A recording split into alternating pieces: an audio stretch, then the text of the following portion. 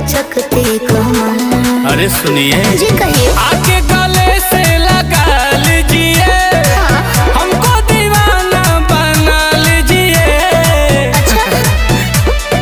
रूप को सजा के धूप से बचा के बालों में गुलाब लगा लीजिए।